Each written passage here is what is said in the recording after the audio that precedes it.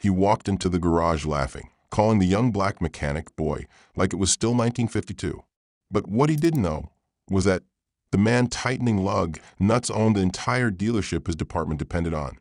Respect doesn't come from a badge. It comes from truth. And today, the truth was waiting in silence. Rain clawed at the metal roof like impatient fingers. In the service bay of King Auto Performance, the morning light fought its way through streaked skylights, dull and reluctant. Fluorescent bulbs buzzed overhead, half of them blinking like they didn't want to wake up. The garage was quiet, too quiet for what was coming. Marcus King stood over the open hood of a black Dodge Charger, socket wrench in hand, face calm but unreadable. His navy blue coveralls were spotless except for a single oil smear on the chest that almost looked intentional. His breath was even slow. He didn't look up when the police cruiser pulled in. He didn't have to. The cruiser hissed as it came to a stop, engine ticking, tires wet. The driver's door flung open with unnecessary force. Out stepped Sergeant Cole Simmons, aviator shades still on despite the gray sky outside, boots clicking too loud on the concrete, a smirk already curving his mouth. "Well, damn," Cole announced, voice too loud in the silence, looking Marcus up and down. "Didn't know y'all upgraded from changing tires in the projects to all this." He gestured with an exaggerated sweep of his hand, like the place didn't impress him, like Marcus hadn't built it from scratch. From the upstairs office, behind the tinted glass, Jamal King, 17, froze mid-bite of a sandwich. His phone was already in hand. His thumb hovered for only a second, then tapped record. Marcus straightened slowly, his spine unfolding like a man rising from deeper places than just under a hood. He turned, face unreadable, eyes steady. No smile, no anger, just a silence that felt heavy. "You're early," Marcus said, wiping his hands with a cloth like ritual. "Didn't expect y'all till 10. Cole shrugged, stepping closer. "Dispatch said my brakes were squealing. Figured I'd come see for myself if the king was worth the hype." He leaned in, lowered his voice. "Or if it's all crown and no kingdom." Another cop by the cruiser chuckled, nervous, watching Marcus too closely. Marcus's jaw tightened just once. "Keys on the dash?" he asked flatly. Cole didn't move. "Tell me something," he said. "How'd you end up here? Felony record not long enough? Got tired of washing the cars and figured you'd fix them instead?" The air turned thick. Jamal sat bolt upright in the office, blood roaring in his ears. Marcus stepped forward, towel still in hand, now damp with grease. He stopped 2 feet from Cole. The bay had gone completely silent. Even the drill in the corner had gone still, like it knew better. "I built this place," Marcus said, voice low even, "from the floor to the roof. Bought the land with cash. Paid my team well. You see that badge you wear?" He nodded toward Cole's chest. "I'm the reason your precinct gets 30% off labor. And I've been fixing your cruisers since you were still writing parking tickets." Cole's jaw tensed. The smirk cracked. Then Marcus added, calmly, almost gently, "But if it makes you feel more like a man to laugh at the hands that hold your brakes together, you go right ahead." And that's when the air changed. Cole stepped back just a little. His fingers twitched near his belt, not for a weapon but for control. Something deeper, something slipping.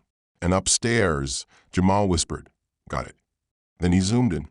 The lens focused on his father's face, steady as stone.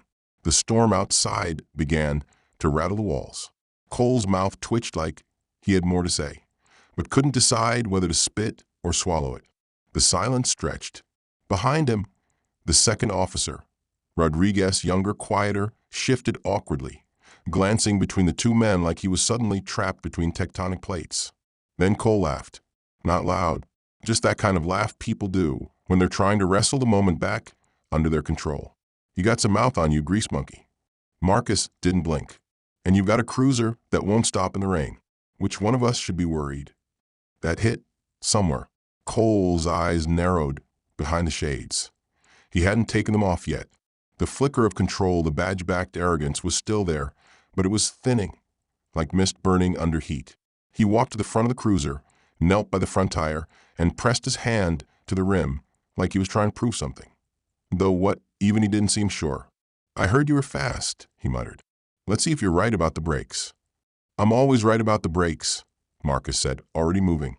He walked past Cole like a man who didn't need to prove anything. And that confidence made the moment heavier, not lighter. He called out to Darnell, his lead tech, without turning. Bay 3. Lift her up. Let's show them what the city rolls on. The lift groaned to life. The cruiser began to rise inch by inch, like a curtain pulling up on a reckoning.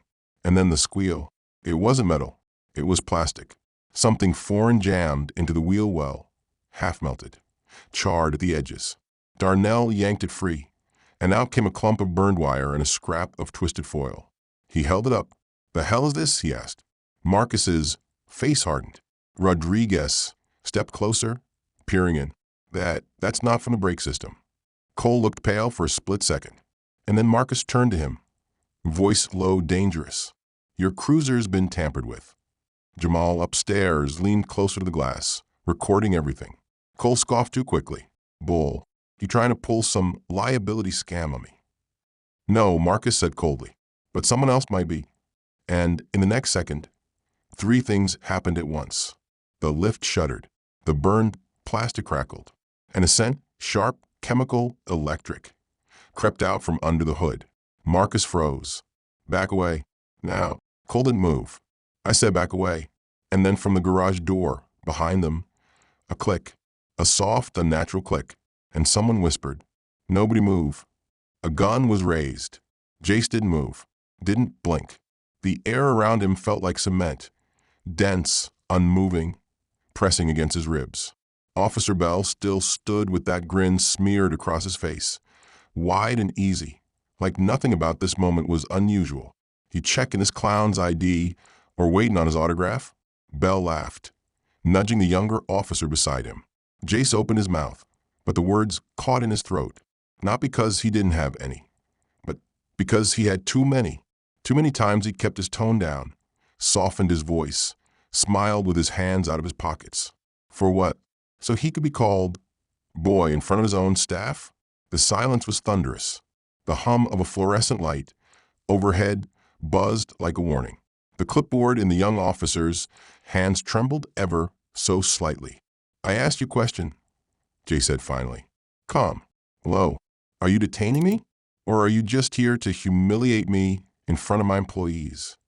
Bell smirked, stepping closer, his boots scuffing across the epoxy-coated concrete. "You got something to hide, boss." And just like that, the word twisted in the air. Boss. A joke now, a taunt. Jace felt it land in his chest like a slap. "I got nothing to hide," he said, "but I've got something to lose. And I'm not going to let your pride put that at risk." Bell's eyes sharpened. A new stillness dropped between them. The kind you find right before a fight breaks out, or a truth does. "You think you're special because you got grease on your hands and a couple employees?" Bell said. "You think owning a garage makes you bulletproof?" "I think it makes me human," Jace replied. "And last I checked, being black while working hard wasn't a crime. Not yet." The young officer shifted, uncomfortable. Jace saw it in his eyes. Not hatred, confusion, doubt. A sliver of something human breaking through protocol. Bell noticed too. His voice rose. "You watching this?" he barked. "You see this attitude? This is why we don't give them too much leash." Starts with talking back. Ends with a headline. A sharp intake of breath. Someone, Melissa, the receptionist, peeked around the office doorway, eyes wide. Jace saw her fear, saw her shame. Bell turned toward her. "Ma'am, you safe? Everything all right here?" That was the final straw. "She works for me," Jace said, stepping in front of Bell. "And I'm going to need you to stop treating my business like a crime scene." The silence that followed cracked through the garage like a gunshot.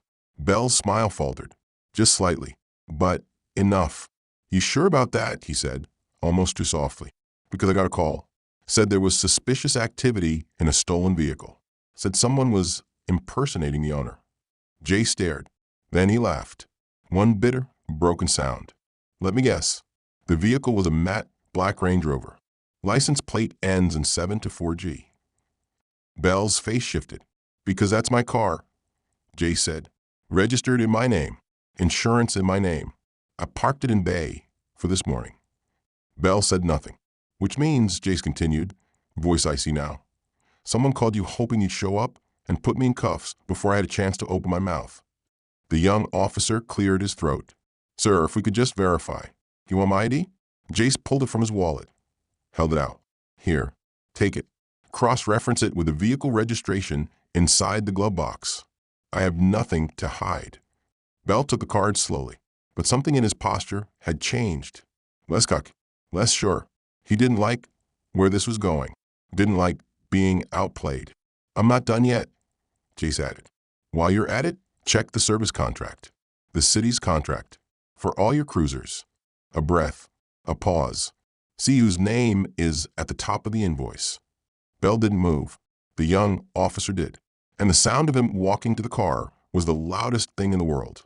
The young officer opened the passenger door of the matte black Range Rover, hesitated, then leaned inside. Paper rustled. Silence stretched. Bell's jaw clenched. Jace watched him closely. You know, I think, he said, his voice still low, still steady. I think you're hoping I'd get loud, that I'd swing, make this easy for you. Bell didn't respond. But you walked into the wrong kind of fire today, Jace continued. Because I don't burn wild. I burn slow, controlled, and I never forget. A beat. Then the officer at the car straightened up. He held a manila folder in one hand and a laminated card in the other. Sir, he called out, his voice cracking slightly. The registration matches the ID and this invoice here. Bell snatched the paper before he could finish. His eyes scanned it. His face changed. In one quick moment, the smirk evaporated.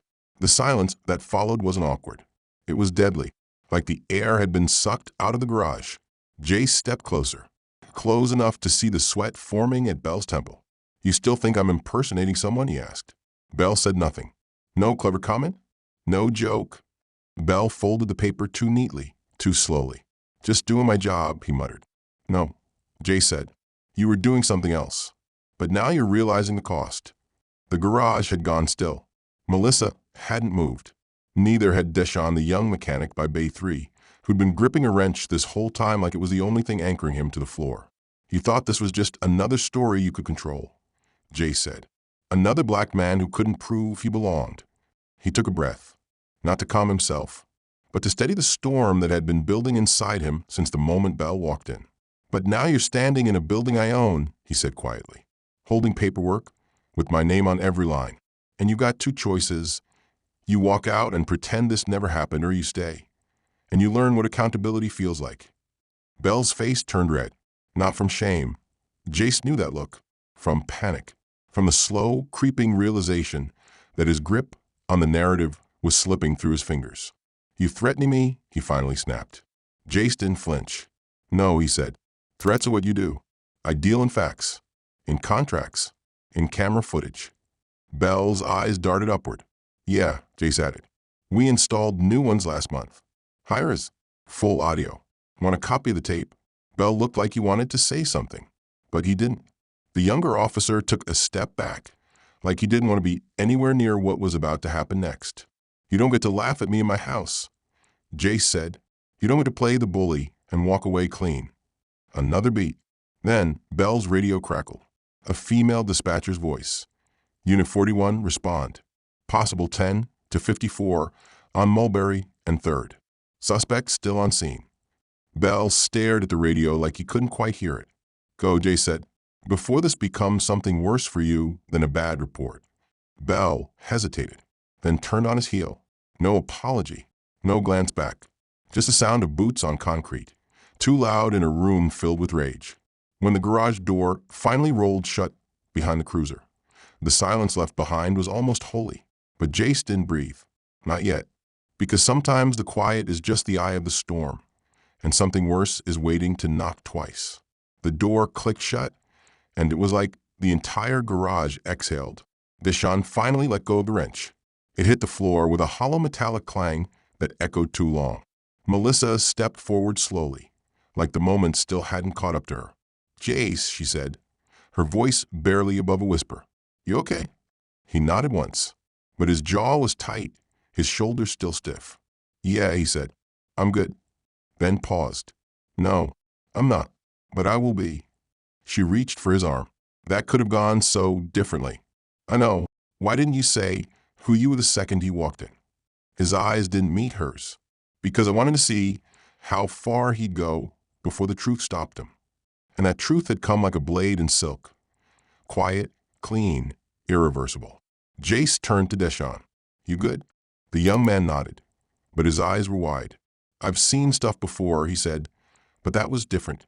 "Yeah," Jace said, "because most people think power comes with volume, but real power's in the silence, the kind that makes them question what you're capable of." Melissa was still watching him. "You really gonna file that footage?" Jace looked at the monitors overhead. Every second recorded. Every slur. Every smirk. Every attempt to twist the truth. It was all there. "I'm not filing it for revenge," he said. "I'm filing it so he doesn't do it to the next kid who can't prove his worth in 10 seconds. She nodded, slowly, respectfully. Then she said it almost to herself. "Man owns a whole damn dealership." Jace finally cracked a smile. Small, crooked, but real. "Still feels weird sometimes, having my name on all the paperwork." "You earned it." "No," he said. "I built it. Every early morning, every late night. Every time someone tried to make me feel small just for standing where they couldn't imagine I belonged, I poured that into this place." He looked around. The fluorescent lights didn't flicker now. The shadows were soft. The garage looked different somehow, like it had witnessed something and chosen to remember. Melissa turned toward the front. "You know the line forming out there, right?" Jay smirked. "Latching, wait. Sometimes it's okay to make the world slow down for your peace."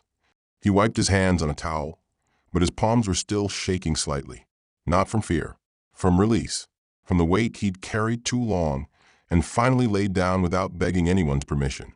He stepped forward, out of the echo of what just happened, into the kind of quiet that only comes after a storm passes and you're still standing. If this moment meant something to you, if it stirred you even a little, don't forget to like, share, and subscribe. Your support keeps stories like this alive. And remember, some people laugh because they think you're beneath them. Let them. One day, you'll own the ground they're standing on.